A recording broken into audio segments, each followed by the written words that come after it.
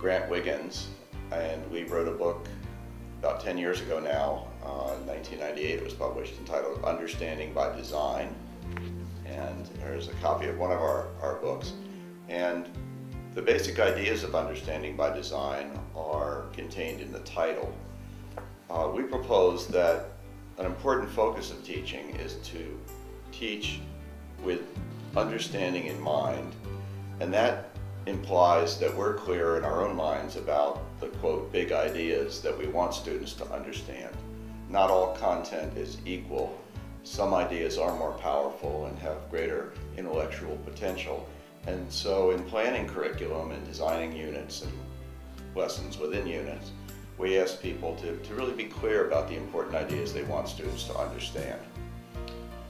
Focus on understanding also implies that not only will we teach for understanding and identify important ideas, but that we will include in our assessment of understanding. So this implies more than just tests of facts or basic skills, but that our assessments include opportunities for students to apply what they're learning to new situations and to explain, to show that they really understand. The by design part of our title refers basically to a planning process. We call it backward design, basically planning with the end in mind. The end being understanding of important ideas and processes, and the end also being transfer, that if you really understand something, you can apply it or transfer it to new situations. So those are the two key ideas in understanding by design. Teach and assess for understanding, plan backward to achieve those ends.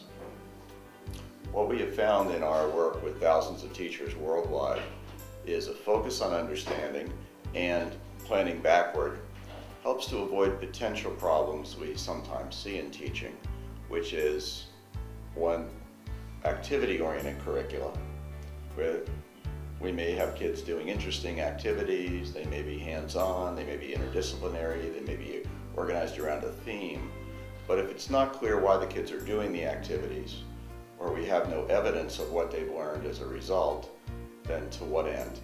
We've found that backward design and focusing on clear and important ideas helps to make the activities that we do with kids more purposeful, and we have evidence of their effect.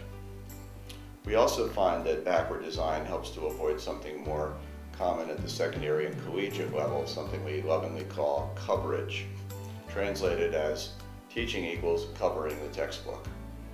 While the textbook is certainly a useful resource, it's not the syllabus.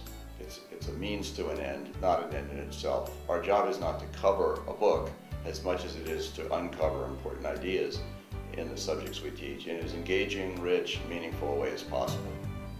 So those are key ideas of understanding by design. We have a more recent book, which I had the privilege of co-writing with Carol Ann Tomlinson. And this book integrates ideas of understanding by design with her work in differentiated instruction.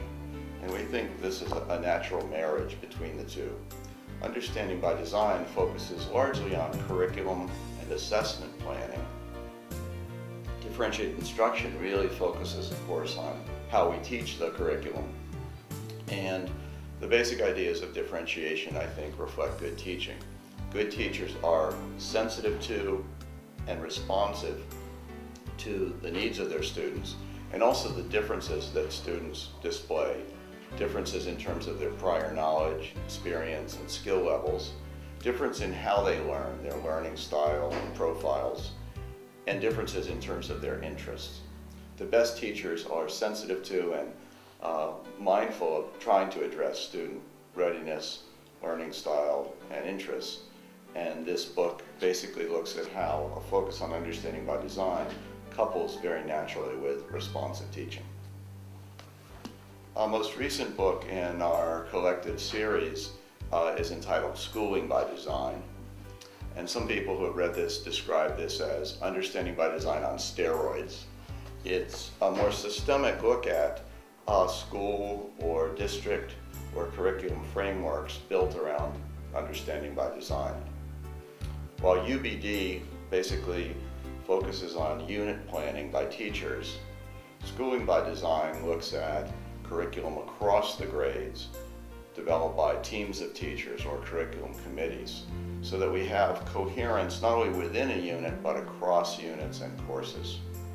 Schooling by Design also addresses more school-wide issues of planning a coherent curriculum and also using Understanding by Design as a planning process for almost any school initiative. A way of thinking about it is, if we have this as a goal or an initiative in our school, how do we plan backwards to focus on the most effective and appropriate actions? But beyond just jumping from a goal to an action plan, in Understanding by Design, we ask the question, what is it we want students, parents, especially staff, to understand about this initiative?